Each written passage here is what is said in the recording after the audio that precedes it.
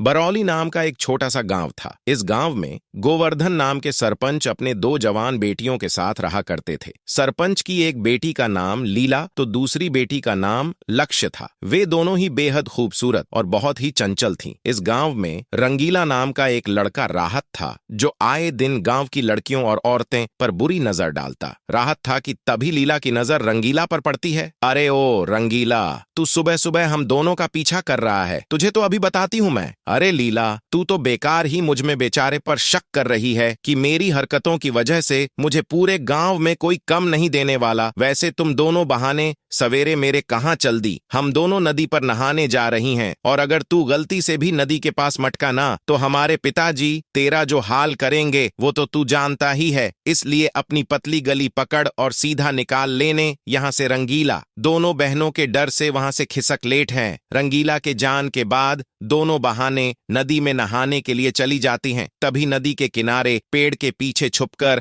रंगीला उन दोनों बहनों को नहाता हुआ देखने लगता है। गांव में कम ढूंढने तो थोड़ी डर में भी चला जाऊंगा, पर पहले इन सुंदरियां को नदी में नहाता हुआ तो देख लूं। है मजहिया। पेट के पीछे छुपकर दोनों बहनों को नदी में नहाता देखने के बाद कम की तलाश में दूसरे गांव निकाल लेट है। पड़ोसी गांव में कम तलाशते हुए उसकी मुलाकात नीरज नाम के लड़के से होती है। मुझे तो लड़कियों की बस गलियां ही मिलती हैं। नीरज भाई, आप तो बस मुझे अपने पास कम पर रखो। हाँ, अरे लड़कियां ऐसे ही थोड़ी ना मुझे हंस के देखते हैं। मैं इनके लिए शहर से लाली बिंदी कजरा गजरा जान क्या क्या लेकर आता हूँ, तभी तो ये सब मेरे आगे पीछे नाचती हैं। चल तू ये सब छोड़, मुझे एक बढ़िया चीज दिखता हूँ। मेरे स्मार्टफोन में एक से एक सुंदर लड़कियों की फोटो और वीडियो है, जो हमारे गांव की लीला और लक्षण में है। पूरे गांव में उन दोनों बहनों जैसी सुंदर दूसरी कोई लड़की नहीं है, और जब सवेरे सवेरे वह दोनों नदी में नहाती है तो देख कर दिल खुश हो जाता है। कसम से फिर तो रंगीला भाई,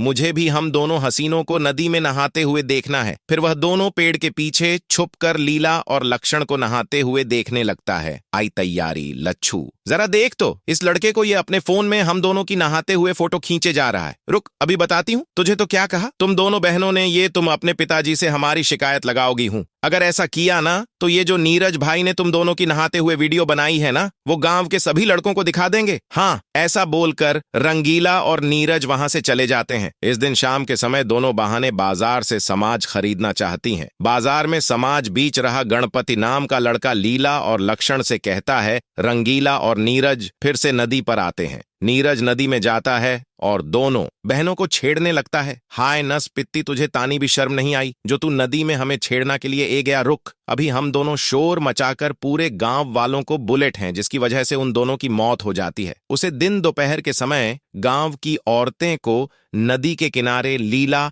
और लच्छू की लाश नदी में तैरते हुए दिखाई देती है। लीला और लच्छू की मौत से सरपंच को बहुत ही दुख पहुंचता है। लड़कियों को यह नदी में कैसे मजे लेकर बाहर ही है। उन दोनों सुंदरियां के साथ नहाने के लिए जाता है। काशी चुड़ैलों को देखकर बहुत डर जाता है, पर यह तो चुड़ैल, अरे भैया कोई हमको चुड़ैलों से बचाओ तो गया। कम से ऐसा बोलकर दोनों चुड़ैल काशी को नदी में डुबोकर मार डालते हैं। नदी से लाशें के मिलने से पूरे गांव में हड़कंप मच गया था। गांव के कुछ लोग सरपंच जी के पास जाते हैं। जब से मेरी दोनों बेटियों की नदी में डूबने से मौत हुई है, तभी से ना जान क्या हो रहा है। आए दिन नदी से गांव की लड़कों की लाश से मिल रही है। तुम सब गांव वालों को चिंता करने की कोई जरूर नहीं। मैं कुछ ना कुछ करता हूं कि तभी उसे गाने की आवाज सुने देती है। अरे ओ बाबूजी, वही खड़े हुए, हमें ना हटा देखोगे कि हमारे साथ भी नहाने के मजे लोग। रंगीला जरा भी देरी नहीं करता और नदी में जाकर उन दोनों हसीनाओं के साथ नहाने लगता है। वो दोनों एक डरावना रूप ले लेती है, जिसे देखकर रंगीला की सिट्टी पिटी गुल हो जाती है। ये मैं आज कहां आकर फैंस गया। अरे ओ नदी की चुड़ैलों, मुझे बचाओ, मुझे जान दो, तुझे कैसे बख्श दे। और ये तूने जो हमारे साथ किया, उसके बाद तो तेरी बहुत पक्की है। जैसे तैसे अपनी जान बचाकर उसे नदी से भाग निकलता है। तभी चोर सुनकर सरपंच या जाते हैं। फिर सरपंच जी गांव के पंडित जी और गांव वालों को लेकर नदी के पास जाते हैं। पंडित जी जैसे ही मंत्र पढ़ने करना शुरू करते हैं। नदी से दोनों चुड़ैल बहाने बाहर निकाल कर आई हैं। इस रंगीला और इसके दोस्त नीरज को दो नदी में हमेशा के लिए दफन कर देंगे। तभी गांव वाले रंगीला को पकड़ लेते हैं। जरूर इस रंगीला ने कुछ किया है। चुड़ैल सरपंच जी को देखकर रण लगती है और बोलती है।